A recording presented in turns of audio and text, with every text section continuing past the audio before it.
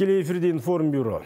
Нұрсұлтанда орталық Азиядағы ең үлкен мешітте алғашқы жұма намазы оқылды. Аспал шамының өзі 20 тонналық зәулім мешітті Қазақстанның бұрынғы президенті Нұрсұлтан Назарбаев ашты.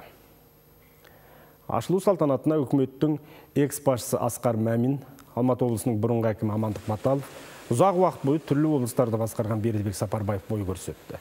Форум көшін бастап тұрған Владимир Ким, Нұрсұлтан әкімі Алтай Көлгінов пен премьер-министрінің орынбасары Ералы Тоғжанов та бар.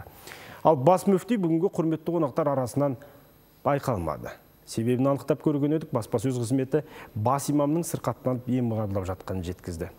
Жалпы мешіттің алаңы 10 гектар, 4 мұнарасы бар.